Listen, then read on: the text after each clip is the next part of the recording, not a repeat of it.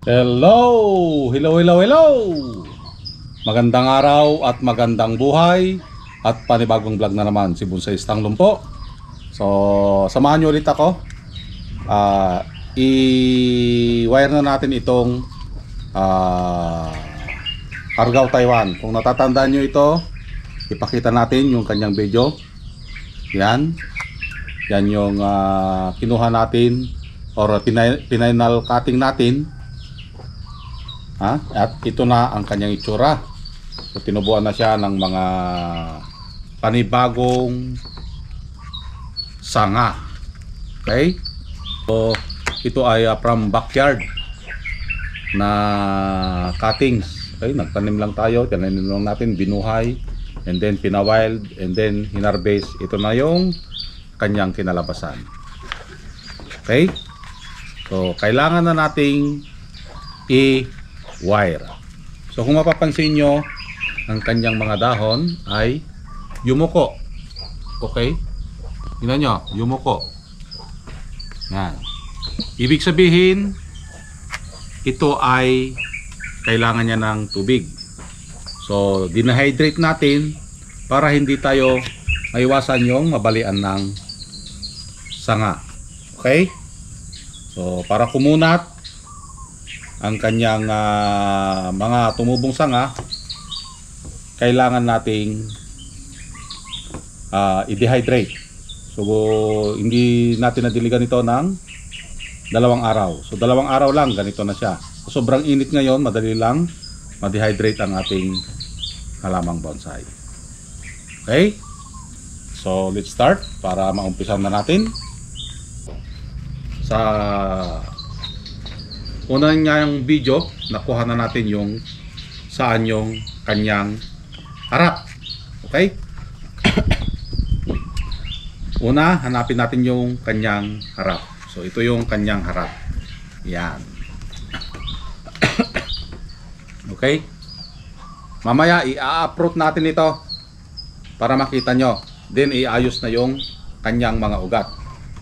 Okay? So, pag nahanap mo na yung front, yung kanyang harap, dahil ang bonsai ay mayroong harap. Mayroon siyang likod, mayroon siyang paa, mayroon siyang braso, mayroon siyang kamay, at yung daliri. Okay? So, ang una nating i-provide dito ay yung first branch, back branch, pang balance, counter branch, and then yung apex. Yung apex, yun yung pinakaulo. Okay? Tanggalin natin yung mga sanga na hindi na kailangan. Okay?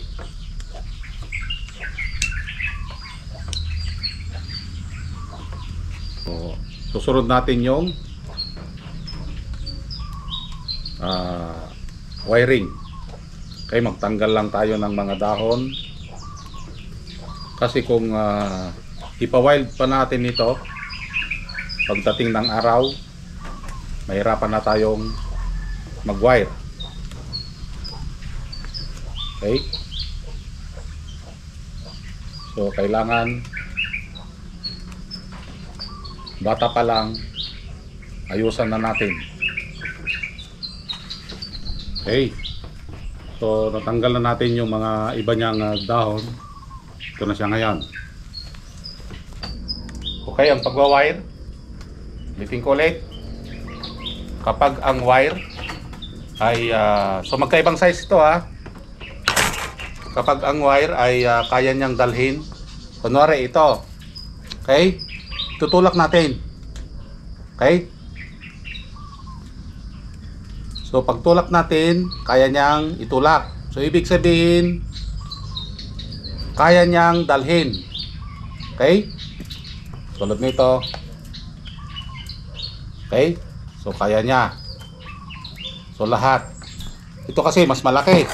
Kung gagamitin natin na hindi tugma doon sa sanga, so mangyayari niyan, tendency niyan,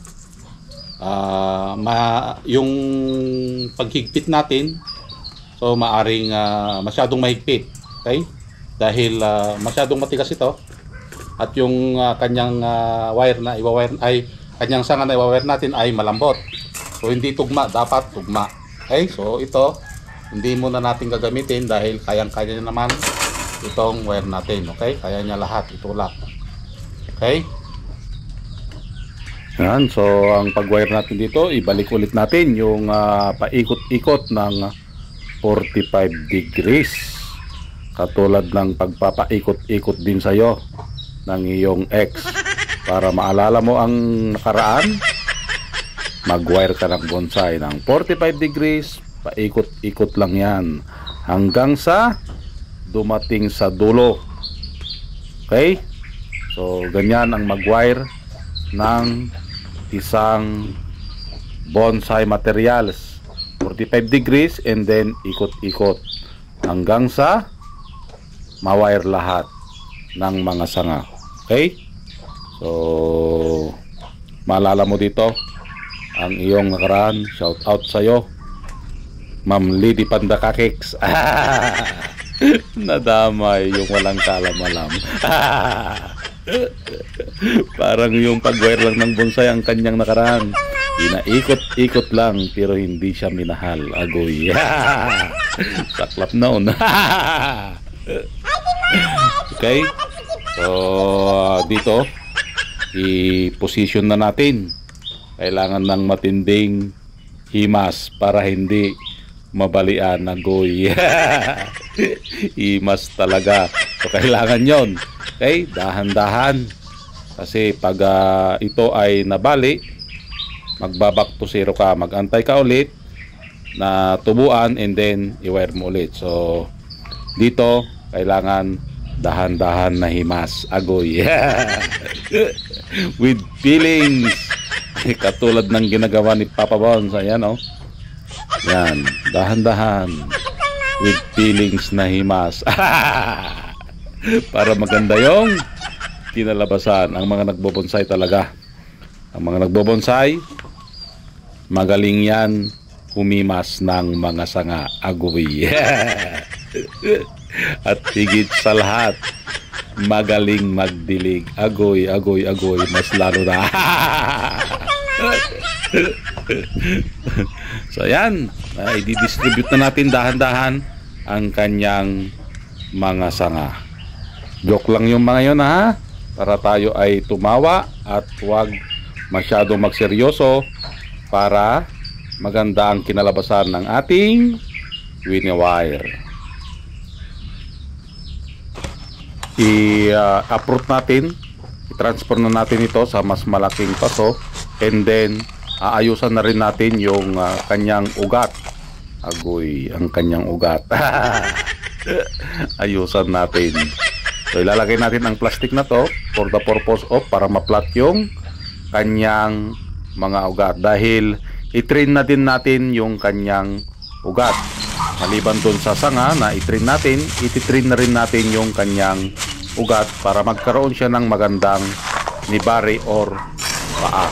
So yun ang purpose ng plastic na yan, para mailapat ang kanyang mga ugat.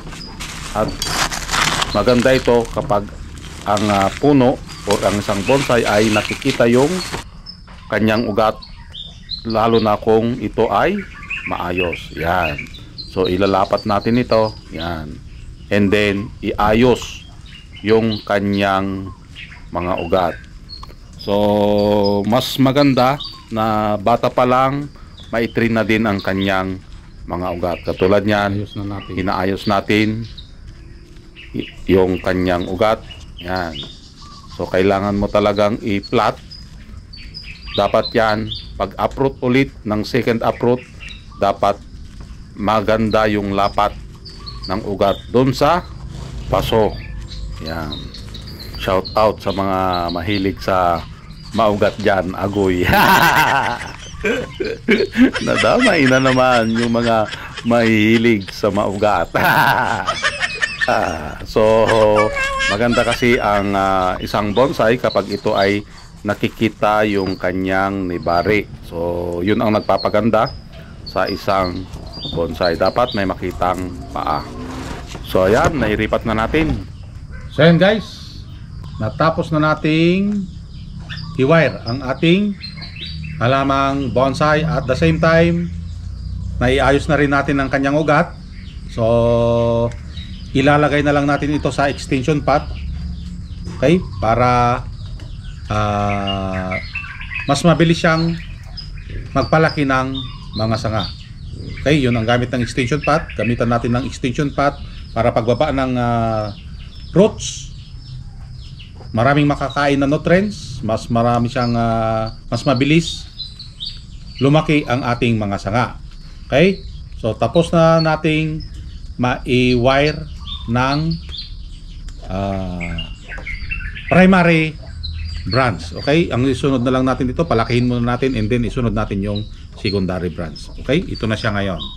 So ito yung from cuttings, hinarvest natin and then unang wire na siya. Okay, so maraming salamat at nakarating na naman tayo sa dulo ng aking video. Hanggang sa muli, bye bye.